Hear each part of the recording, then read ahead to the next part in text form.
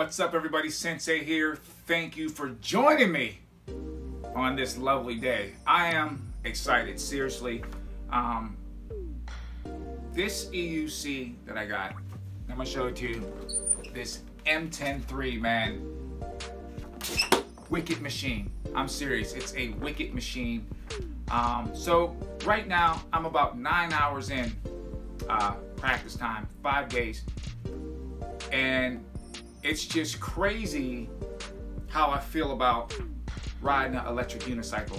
Now, my favorite sport going into this was snowboarding, and I've been snowboarding for 21 years. Okay, now I'm not the best, I'm not the worst. I mean, I can go to any mountain and I can enjoy myself, you know what I mean? I can go up, I can come down, I can carve pretty good, you know. But for anything that I can say that can replace snowboarding for me is, I never thought I would find anything. I love snowboarding that much. And I can honestly say riding this M10-3, riding an EUC, to me, surpasses a snowboard. I'm not kidding. I enjoy it that much, and I've only been riding for a short period of time. Okay, but what I noticed is the comparisons I'm going to make between riding an EUC and a snowboard. To me, I see a lot of similarities. I really, really do. So I'm going to go over some of that stuff at the end of the video, but I do have some pros and cons that I noticed about the M10-3. Now, I know I've been riding for a long time, but I always say you can learn from anybody. You know, seasoned riders can learn off new riders, and new riders can definitely learn off the seasoned veteran riders. So some of the stuff you've probably heard, but these are things that I've noticed in riding the M10-3. So if anyone is looking to get into buying or getting an EUC, electric unicycle, maybe some of this stuff will help you. All right, so I wrote down a couple things, and we're gonna go with the pros first. So the first thing is the M10-3 to me is probably one of the best values out there.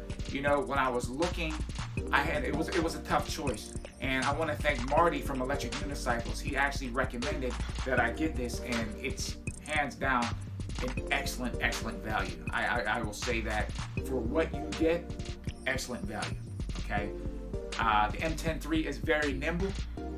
I'm noticing that I can take and put this thing and wiggle it around, and you can see some of my videos. I'm a little bit unstable. I'm not 100% on it, but it feels like you can make these adjustments very quickly. It's a very nimble EUC.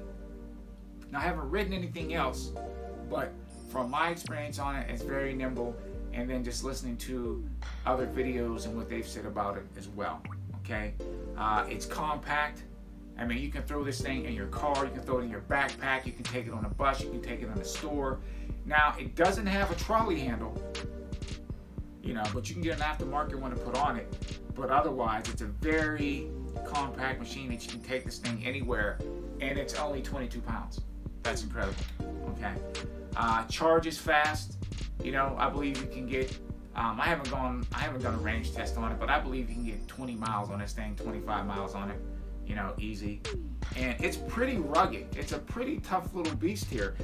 This thing, you know, I put some duct tape on it, but you can see, man, I got battle scars on this thing already. I mean, I'm riding this thing like I hate it. And I had my buddy that was he drag raced cars, and he used to tell me that, man, stop babying your car and you drive it like you hate it.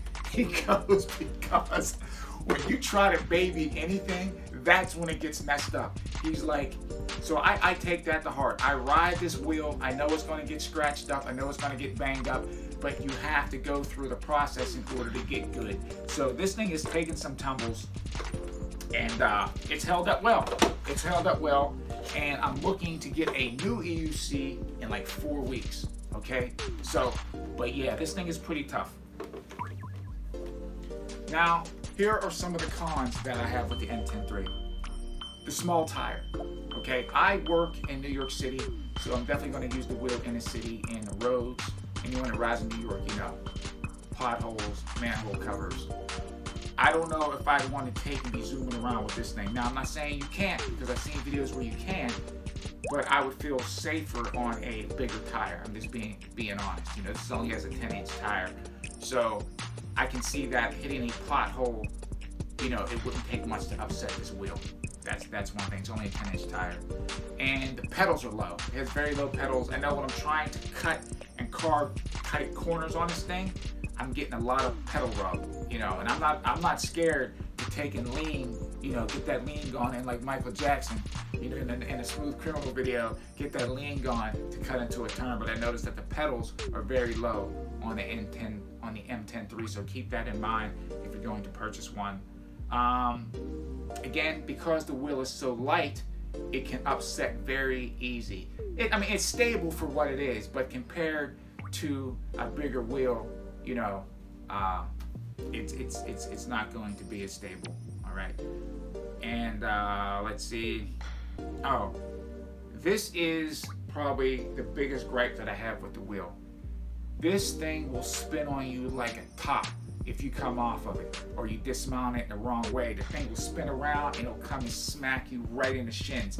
I got smacked in the shins a few times. I wear shin guards now, but yeah, and it hurts. I don't know if there's any, I don't think there's anything they can really do, because the wheel is so small that, you know, it doesn't sit up high enough on my leg. So when I go to try to, you know, brace my leg up so I can get off of it, sometimes it gets away from me and it spins around. So that's probably my major gripe with it.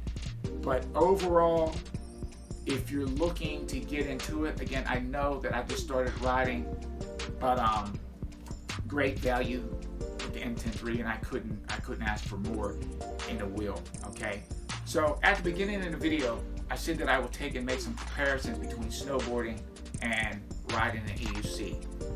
So if you look at my first video that I put up, that was just a few hours on the board.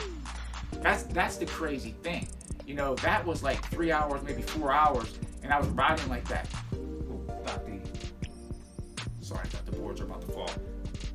I felt, wow, you know, I'm feeling comfortable on this thing. And it was like the same techniques that I'm using on my snowboard, as far as the toe and the heel and the weight transferring. It's basically the same movements that I'm doing on the EUC. That's what was kind of mind-boggling to me. You know, think about it. When you're turning, when you go to stop on a board, what are you doing? You're basically sitting down and you're putting weight on your heels, and you just turn your body, and the board will come around and it'll stop. If you want to turn, it's the same thing. You lean in on your toes and you look where you want to go, and that's exactly where the board's going to go. You know, and you just lean into it. So it's toe, heel, and the more you get your body into it and you're not like real stiff, the board just goes, man. And that's what I'm noticing with the EUC. It's like the same concept, but you're standing sideways instead of looking straight forward. But to me, the concept feels the same, and I believe that's why I'm catching on to it so quickly. Now, if I can get your attention over this way. The solid blue board was the very first snowboard. It was a Liquid Man, and again, it wasn't top of the line stuff. I think at the time I paid, like, I got the board on sale. I got the board for like $250 bucks. I think it was $300 somewhere around there. Then I had to pay to get the bindings. Now these are different bindings than I originally had, but I think I got everything for like $450 or something like that. Don't quote me on that, but it's in the ballpark of that area. Okay. The board is long and the board is heavy, okay? Keep that in mind. Now, you really can't see it on the video, but this board is probably 2.5, 3 inches longer than the other one, than the one with the stripes. And this is a Sims board, the one with the stripes. This is the one that I ride now, okay? But I prefer the older, longer board. Why? Because it's more stable. Now, I learned how to snowboard out in the East, and anyone that snowboards in the East, we all know the icing conditions makes for some seriously rough snowboarding on certain days, okay? But this thing, some of the terrain that I came ripping down, some of the mountains that I came ripping down on this thing, and I'm talking nose straight down, just hauling, just ripping down a mountain like a missile, and this thing was solid. Now, if I would try to do the same thing on my Sims board, now I love my Sims board, it's narrower and it's lighter, but because of those bumps, it upsets a lot easier. And you're cranking along, and all of a sudden, your board wants to take a nosedive and dig down into the snow. Boom, you catch an edge, you're going over. You understand? So anyone that snowboards knows what I'm talking about. But honestly, I prefer the heavier, longer stable board. Now, again, everyone has a preference, and that's what I'm trying to find with my next EUC, is that I want to find a sweet spot. I don't want something too light, and I don't want something too heavy. I got to find that sweet spot to where it's nimble, you know. It's not like I have to manhandle it to get it to go where I want it to go. So that's what I'm looking for in my next EUC. Good range, good torque, so I can get up some hills, you know. I'm not really looking so much for top end speed. I mean, I give it to any of you guys, man. I see some of you guys and ladies flying 40, 45 miles an hour. V, shout out to you if you watched this video, man.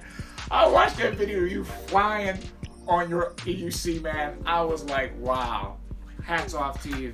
But yeah, I'm not looking for top speed. You know, I'm the type of person where I'm just going to go more for the technical, you know, get the carving down and that type of stuff. I'm not saying I'm not going to wind it out every once in a while, but I don't need my EUC to do 50 miles an hour. I guess it's good to know that it can do that, but riding in New York, I definitely want something that's nimble. You know what I mean? That's nimble, decent speed. So, yeah. So that's my comparison. Hopefully that made sense. Again, I prefer something that has a little more weight to it so it stays on the ground over the bumps. Now I know that some of these new EUCs are coming out with suspension and things like that, but at the same time, they're not cheap, you know. So the only way you can really compensate is getting a bigger tire, you know, on your EUC to help absorb some of those bumps. But yeah, so hopefully that made sense. But anybody that snowboards and you're looking to transition into another sport, I would recommend getting you an EUC and learn how to ride. Again, thank you, Gotway, for this wicked beast of a machine, this freaking little torquey road runner right here. And no, they didn't give it to me, I bought it. And again, Marty, thank you for recommending me the M10 III. But again, snowboarders, make the transition, because I'm telling you, man, the correlation between riding an EUC and riding a snowboard, to me, it's almost the same. It's almost the same. So anyway, I hope that you found some value in this video. Thank you so much for watching. Sub to the channel. Sub to the channel. I am happy that I'm joining this electric unicycle EUC community. Seriously, man, I haven't been this excited to learn a new sport in a long time. And again, I'm gonna give myself 4 weeks till I get my new EUC, and I'm looking to do my first group ride, if you guys will have me, by August, okay, mid-August. So, you know what? I'm throwing it out there. Please sub to the channel. If you're doing any group rides in the New York, New Jersey area, leave it down in the comments. Again, thank you so much. You know, peace and safe riding. Hello, good night.